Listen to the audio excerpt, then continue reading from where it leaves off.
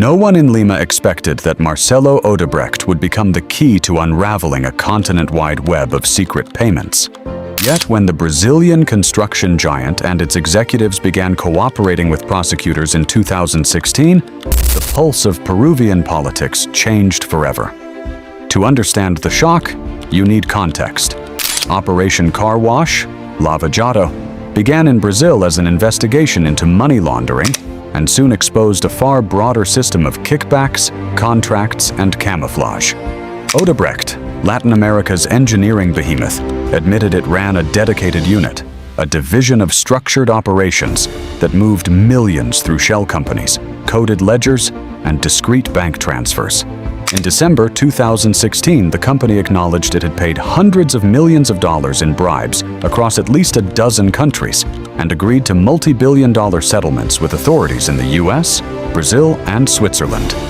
In Peru, the revelations landed like an earthquake.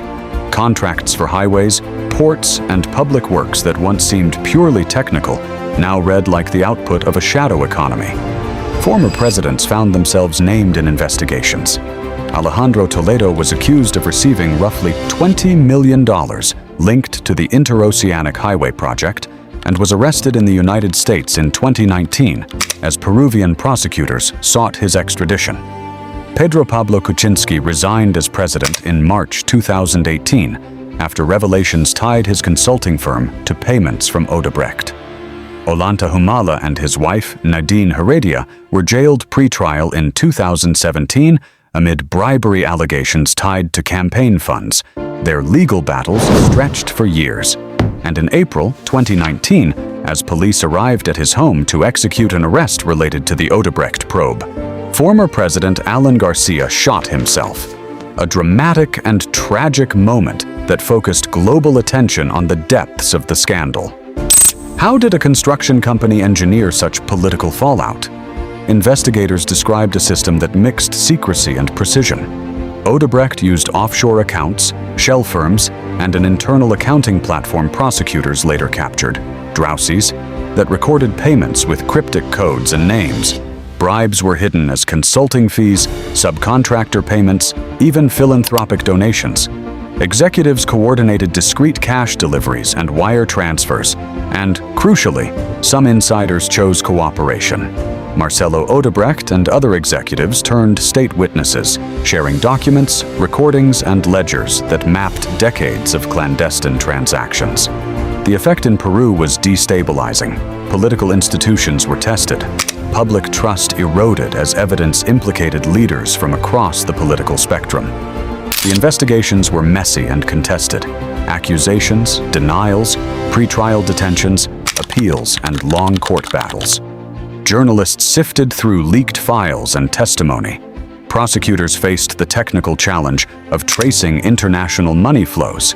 Judges grappled with legal protections and the limits of extradition. Yet the scandal also forced reforms. Peru tightened rules on public contracting, strengthened asset tracing efforts, and pushed for greater transparency in campaign financing. Regional cooperation increased. Prosecutors and courts across Latin America and in the United States shared evidence and coordinated extraditions. Odebrecht itself filed for restructuring, its brand and operations irrevocably damaged by the admissions and fines that totaled billions. Two themes endure. First, the Odebrecht affair showed how corporate systems can institutionalize corruption, not as chaotic graft, but as a structured business practice capable of influencing elections and reshaping national agendas. Second, it showed the power of cross-border investigation. A probe that began in Brazil reached into presidential palaces from Bogotá to Lima, redefining accountability in an interconnected region. By 2024, the legal reverberations were still playing out.